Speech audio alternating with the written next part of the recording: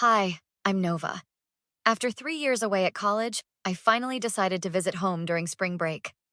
Big mistake. Standing at the airport terminal waiting for my luggage, I felt a strange knot in my stomach. Nova! Over here! My mom's voice cut through the crowd, her arm waving frantically. Beside her stood Robert, my stepfather of 6 years, looking as imposing as ever in his pressed shirt and permanent scowl. I wheeled my suitcase over, forcing a smile. Hi, Mom. Robert? That's all we get after 3 years? A hi? Robert's voice had that familiar edge that made my skin crawl. Your mother drove 40 minutes to pick you up. Sorry, it was a long flight. Thanks for coming. I hugged my mom, who squeezed me briefly before pulling away. You've lost weight, she observed, looking me up and down. Are you eating at that school? I eat fine, Mom. Just busy with classes and work. Robert grabbed my suitcase without asking. Car's this way. Let's not stand around all day. The drive home was filled with Mom's chatter about neighborhood gossip while Robert drove in silence, occasionally glancing at me in the rearview mirror. I stared out the window at the familiar streets I'd grown up on, wondering why I'd convinced myself things would be different. My childhood home looked smaller than I remembered. The yellow paint was peeling, and the front yard needed attention. Inside, little had changed. Same furniture, same photos on the wall, same tension in the air. Welcome back, Robert said as I stepped through the door. Before I could respond, his open hand connected with my face, sending me stumbling backward. That's for not calling your mother on her birthday. I touched my burning cheek in shock, looking to my mom who stood in the hallway. She laughed, actually laughed, and said, Well, you did forget, honey. Go put your things in your room. Dinner's at 6. I locked myself in my old bedroom, hands shaking as I texted my best friend Mia. He hit me as soon as I walked in. Mom did nothing. My phone buzzed almost immediately. OMG, are you safe? Do you need me to come get you? Not yet. Need to figure this out first. Another text came through. Document everything. Take pictures. Record convos if you can. My cousin Eliza is a lawyer, remember? She can help. Dinner was a tense affair. Robert dominated the conversation while Mom nodded along to his every word. So, Miss College Education, Robert said between bites. You planning on getting a real job or wasting more of your mom's money? I have a job lined up after graduation, I replied, keeping my voice steady. At Robinson Marketing. Marketing, he scoffed. Creating ads nobody watches. Actually, the starting salary is quite good. Nobody asked about money, he snapped. You think you're better than us now? I never said that. Robert, she didn't mean anything by it, Mom interjected, her eyes darting nervously between us. Stay out of it, Diane, he barked. Your daughter needs to learn respect. I gripped my fork tighter. I've been nothing but respectful since I arrived. Robert slammed his hand on the table, making the dishes rattle. See? This is what I'm talking about. That attitude. The doorbell rang, interrupting his tirade. Who the hell is that? Robert demanded. Mom hurried to the door and returned with our neighbor, Mrs. Cassidy, a retired teacher who had always been kind to me. I heard Nova was back in town and wanted to say hello, she explained, her eyes taking in the tense scene. Is everything all right? Just a family discussion, Robert said smoothly, his demeanor changing instantly.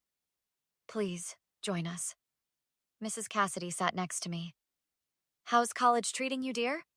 As I started to answer, my phone lit up with a text from Mia. Called Eliza. She wants to talk to you tomorrow. Document everything. Mrs. Cassidy noticed my reddened cheek and the tension at the table.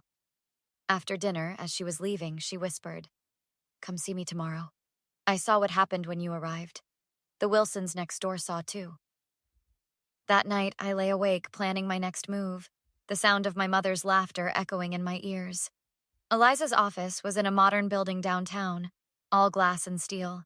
She greeted me with a firm handshake and clear, assessing eyes.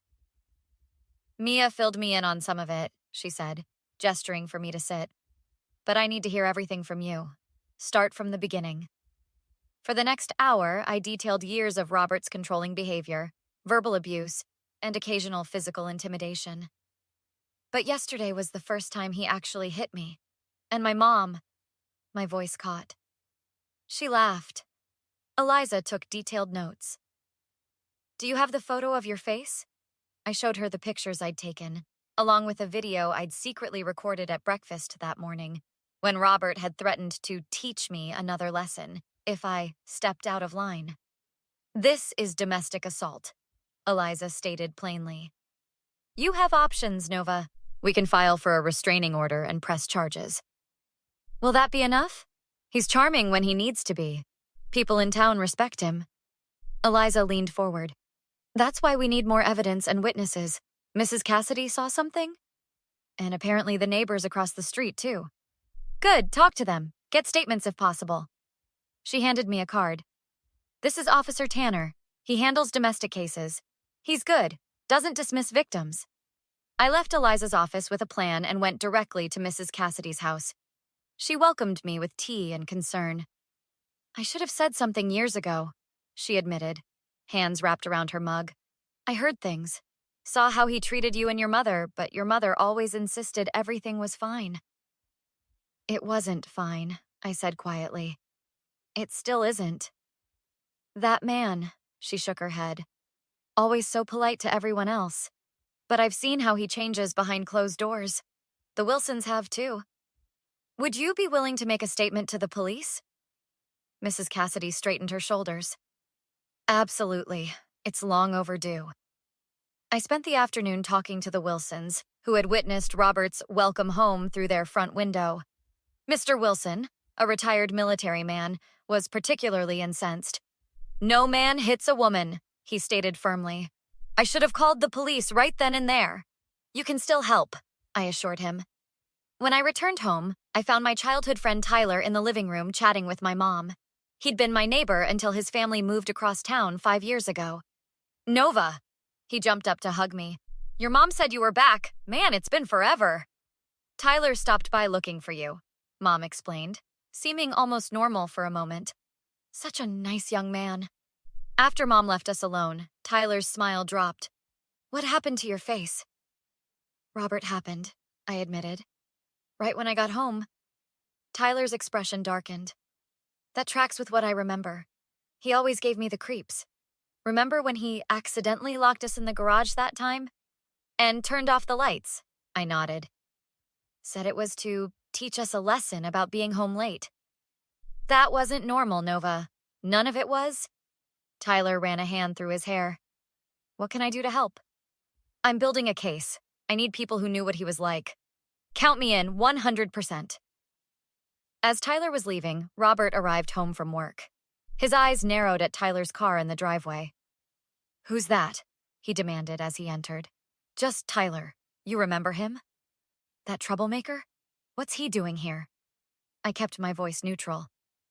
"Just catching up. He heard I was in town." Robert stepped closer, lowering his voice. "I don't want boys in this house when I'm not home. Your mother is too soft to set proper boundaries." "I'm 21, Robert. Tyler is an old friend." His eyes flashed. "This is my house, and you'll follow my rules while you're under my roof?"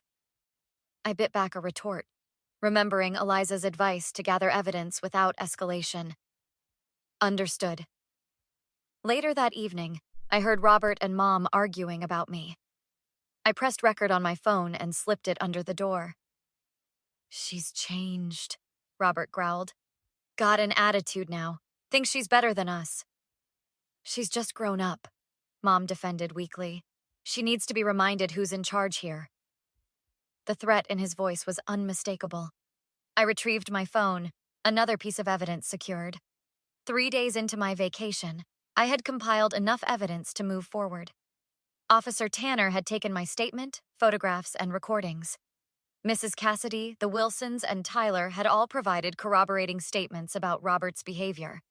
"We have enough for an arrest warrant," Officer Tanner informed me over the phone. "But you should be somewhere safe when we serve it." I agreed to stay at Mia's parents' house, but first I needed to confront my mother. I found her alone in the kitchen, preparing Robert's favorite dinner. Mom, we need to talk. She glanced up briefly. About what, honey? About Robert hitting me. About you laughing when he did it. Her hands stilled. He was just upset about the birthday thing. You know how he gets. That doesn't make it okay, I insisted. None of this is okay, Mom. You don't understand, she whispered. He's under a lot of pressure at work. Stop making excuses for him.